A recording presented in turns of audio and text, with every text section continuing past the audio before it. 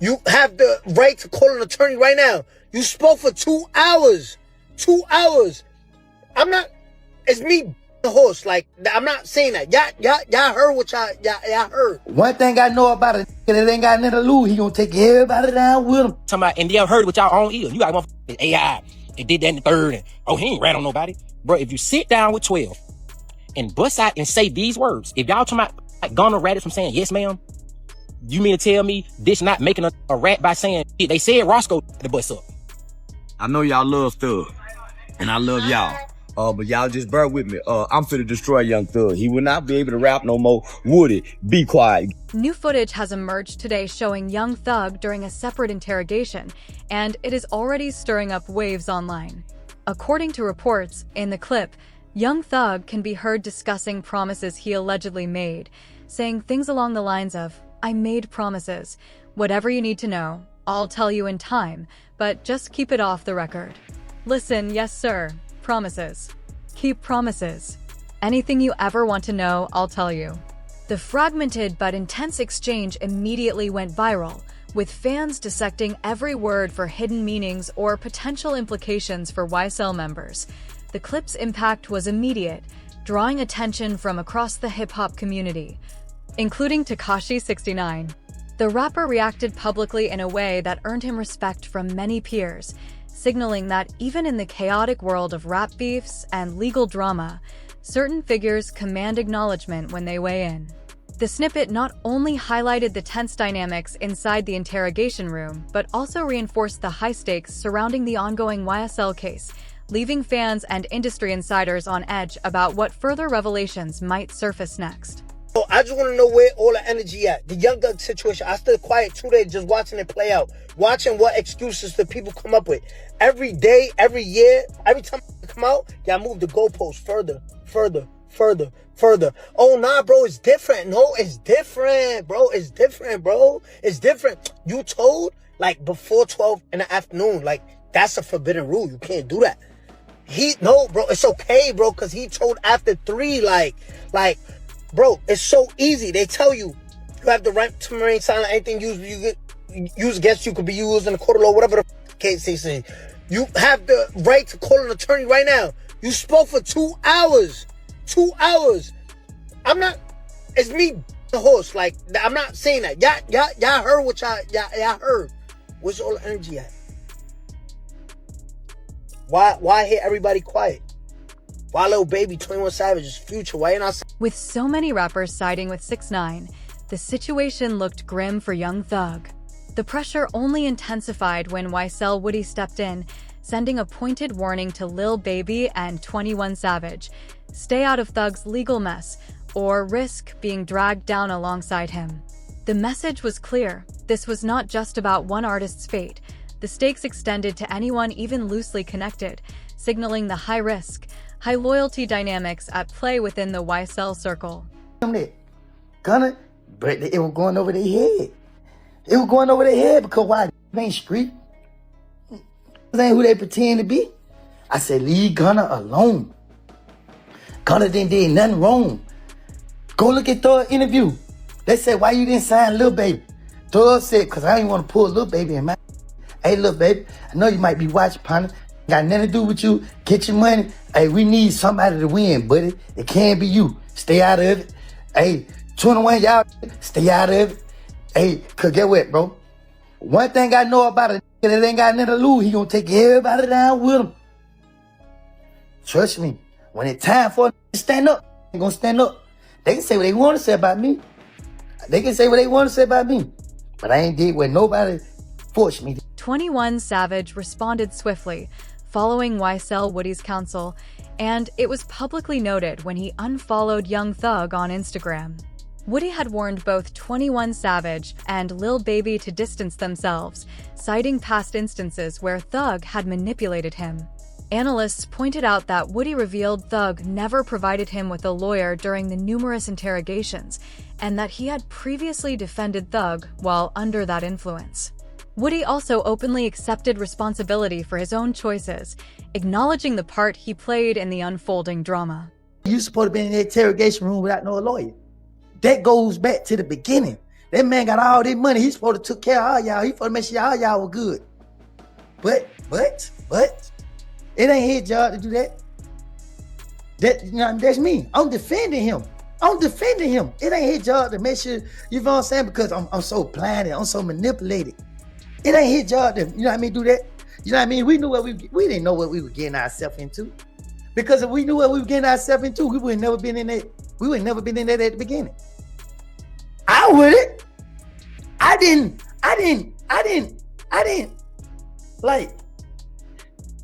respect a lot of stuff. Still. Woody was not alone in feeling manipulated by Young Thug. Roe also claimed his rap career had been derailed because of Thug. Roe fired off a tweet saying, "I lied to the feds for real, and you still called Lil Baby to cut me off because I wasn't right. Now you'll have to go through what Gun and I went through, and we're still waiting on that gospel album," mocking Thug's own recent tweet that any rapper who raps just got to gospel. Young Thug fired back, drawing a sharp distinction between their situations. "See the difference between me and you? First, your friend said you didn't lie, but you actually told on people who were arrested. I made an honest mistake. I sold Lil Wayne items to show the detectives we weren't beefing with them. And don't forget, you told Fannie Willis you'd testify against me and Lucci just to get out of jail."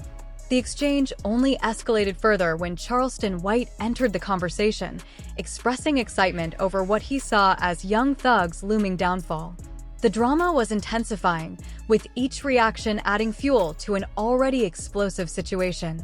I prophesied this. Right now, say TCV is looking at all this old video. I told y'all Young Thug would go tell it. I told y'all. I'm always willing to bet with any rapper. If they keep Young Thug locked up 6 more months in the conditions he in, he'll tell to get out of jail too.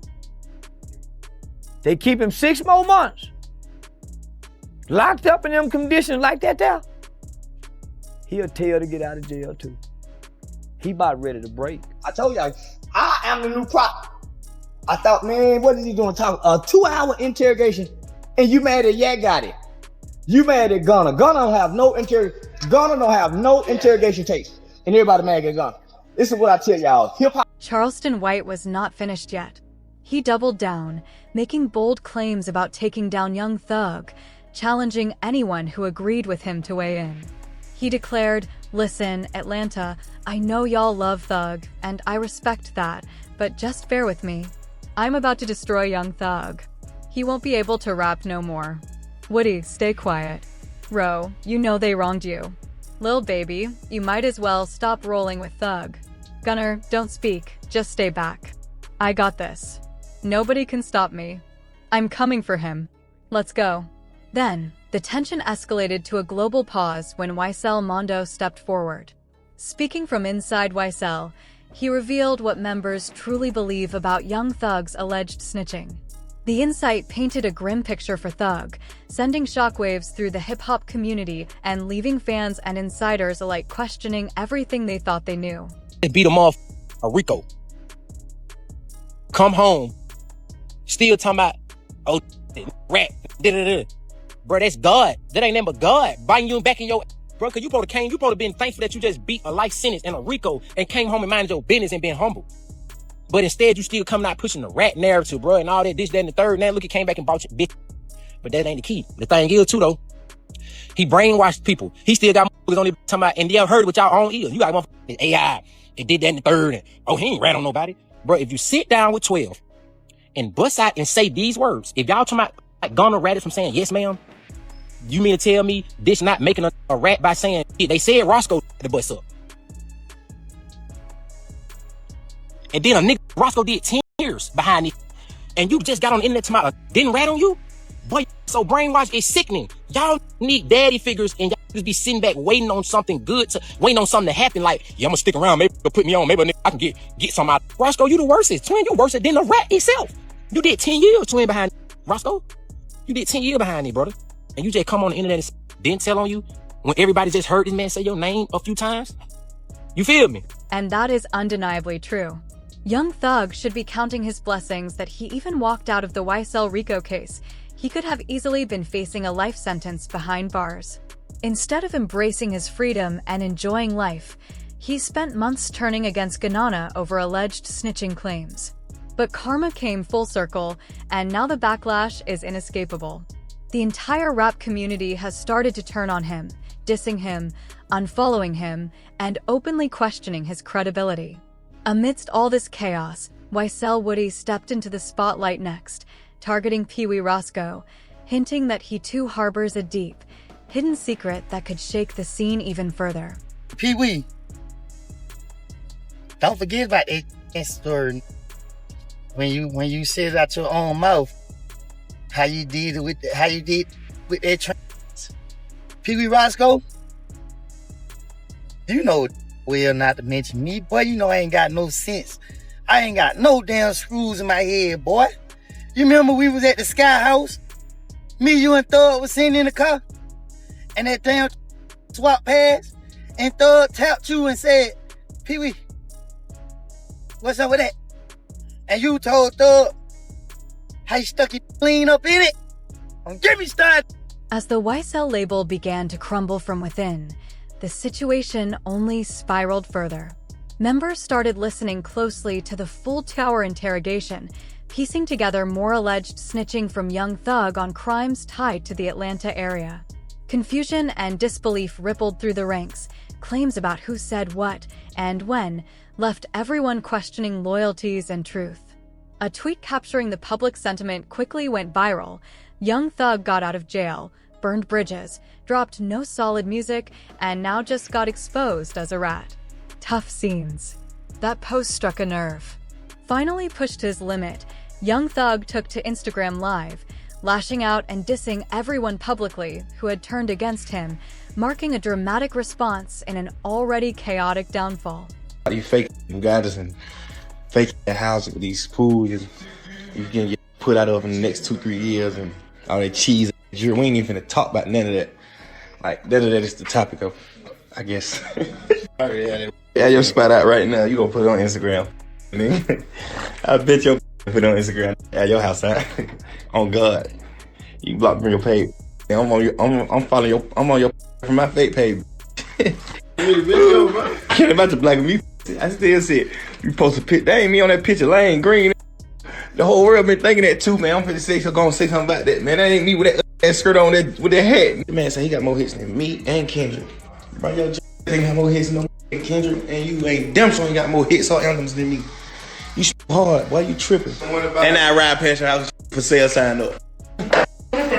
Now you done went and took your whole money and put down on that goddamn house out there, man. And you couldn't finish paying it off. Now the lady that came took her shit back.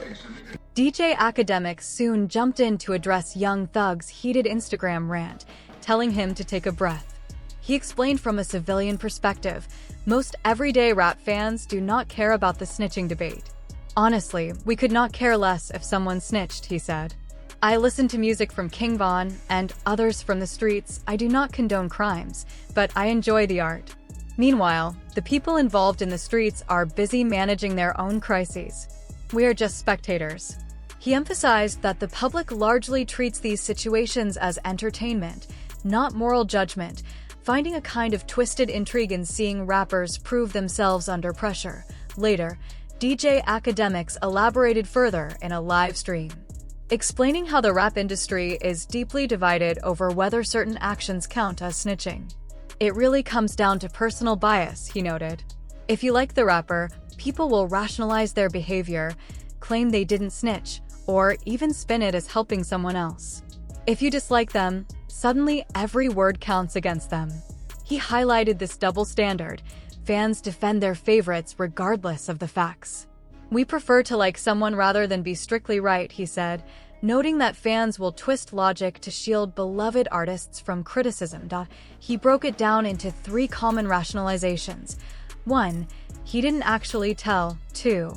No one went to jail because of what he said. And 3. He just misdirected the cops, helped someone else. Academics pointed out how this same reasoning applies to Ghana, whose alleged snitching is often overlooked because fans love his music. By contrast, Young Thug faces harsher backlash, in part because he has not been releasing new music to maintain public goodwill. Amid this tension, Rumors began circulating that Young Thug may have paid Pee Wee Roscoe to publicly confirm that he did not snitch. Media outlets reported that Pee Wee Roscoe addressed the allegations, claiming that Thug had not implicated him during interrogation, adding another layer of intrigue to the ongoing debate over loyalty, perception, and public judgment in hip-hop. Clean as Listerine, man. Clean as Ivory soap. You feel what I'm saying? I done the time. I did that. That's what you're supposed to do. When you go in interrogation room, that's what you do. He told you, man, we say the Wayne Carter. What's wrong with you? You feel what I'm saying? No, a statement is this right here. Lineup selector. That's him. He did that. He didn't do that. He did what a taxpaying citizen do. A real street. Kept it solid. Kept it overly real. You feel what I'm saying? Really tried to pull me out the hole. So, I don't know. You feel what I'm saying? Now, when it comes to the PR now, y'all don't remember when I was locked up. Now, let me just show you how the PRs and the internet selective politics. You know what I mean? We're going to keep it real. When I was locked up and Jeff was locked up, we went viral when they was like, that's the type of friend you want. He was like, man, Roscoe ain't told y'all that thing. Yeah, that's the beauty there. That's the right thing. You feel what I'm saying? Like all those, everybody is in the state room, in the interrogation room, and they gave state. Young Thug's response came almost instantly, claiming, "They didn't play my interrogation video in court because I helped my brother." But this was just the beginning of a much larger story. During the YSL RICO trial, prosecutors aimed to introduce evidence against Thug connected to a 2015 tour bus incident involving Lil Wayne. Reports suggested that Wayne might be called to testify to confirm the incident, as the judge emphasized that any witness must provide relevant, purpose-driven testimony. The goal: to verify the evidence and strengthen the prosecution's case. Prosecutors alleged that Thug had orchestrated an attack on Lil Wayne's tour bus, even bringing the bus driver to the stand. The operator, visibly emotional, recounted how the vehicle was damaged, hit at the back, radiator destroyed, side panels dented, while passengers, recently departing a club, screamed in fear. Despite this, Lil Wayne did not appear in court, leaving gaps in the testimony. Thug, in contrast, disclosed far more information than expected, raising eyebrows across the industry. Meanwhile, Ghana became entangled in the drama. The tension began when he announced a new album on Twitter, prompting a sharp response from Thug, who dismissed it. "Nobody wants to hear that." Ghana's irritation escalated when Thug called him out on Instagram, accusing him of unfollowing and not being on the album. The next night, at a party with Lil Baby, Thug previewed a track that directly referenced Ghana, calling him out by name and accusing him of associating with cooperators. This blatant public confrontation violated the terms of his probation, which forbade him from disparaging Ghana in any form. News outlets quickly reported that the state of Georgia had filed a motion to revoke Thug's probation. With the rap world watching, DJ Academics explained the situation. Ghana expected reconciliation, assuming Thug would forgive past conflicts. But Thug had no intention of mending that relationship, and Ghana ultimately moved on, covering up his YSL tattoos, replacing them with flames and other imagery. Fans flooded Thug with messages urging forgiveness, but he remained unfazed, even joking about it in the studio. Complicating matters further, Thug publicly dissed Marissa Viviero, a female DA officer tied to Ghana's plea deal, calling her the biggest liar in the DA office and claiming all his associates despised her. Given his probation restrictions, this was a serious misstep. Publicly attacking a government official during ongoing legal proceedings signaled potential danger and led authorities to submit additional paperwork to revoke his probation. Thug's actions, dissing Ghana, violating his probation, and targeting a law officer amplified scrutiny and put him back in the crosshairs of the legal system, showing how quickly personal feuds and public displays can escalate into real consequences. Essentially, the situation boiled down to this: Young Thug was caught in a web where OMF, 4PF, Lil Baby, and others were entangled in ongoing conflicts, with legal repercussions looming and a female police officer somehow caught in the crossfire. Young Thug then dropped his track Money on Money and certain lyrics. Specifically, These guys tell him for nothing, and I got to be the one calling them friends, were seized by the Atlanta court as evidence that he was publicly dissing Ghana. Thug quickly realized the stakes and agreed to a first public interview to de-escalate the situation, hoping to avoid further federal attention. When asked about his relationship with Ghana, a frequent collaborator and label mate arrested around the same time, Thug gave a measured response, keeping it vague yet calm. Meanwhile, a Reddit post went viral, suggesting the entire setup had been orchestrated by law enforcement from the beginning. Fans and observers alike pointed out that although Thug was technically released from the YSL trial, his freedom came with heavy strings attached: strict probation, restrictions on travel, limits on communication with co-defendants, and constraints on promoting music that could be interpreted as tied to illegal activity. DJ Academics analyzed the situation, explaining that this wasn't a simple victory. Even though Thug walked out of court, the probation terms were essentially a trap. Any misstep could lead to him being sent back to prison without a new trial. Academics noted that Thug's every move, from public appearances to casual posts on social media, could be scrutinized as activity related to his prior charges. Even something as innocuous as going to a club or the park could potentially be construed as a violation. The stress was evident. Thug had endured 2 police interrogations, both of which leaked online, and he had to contend with relentless disses from peers, all while walking the tightrope of his probation. The Atlanta court compiled extensive evidence of him allegedly dissing Ghana, creating a concrete record that could easily be used to return him to jail. For fans, it became clear Thug's release was only temporary, a fragile victory under constant threat of collapse. The takeaway was chilling yet undeniable. What seemed like freedom was heavily conditional. And the system had set up multiple ways to ensure that even minor missteps could have severe consequences. If you believe this entire situation is orchestrated to keep him on edge and potentially back in prison, leave a comment and hit like to show where you stand on young Thug's precarious position.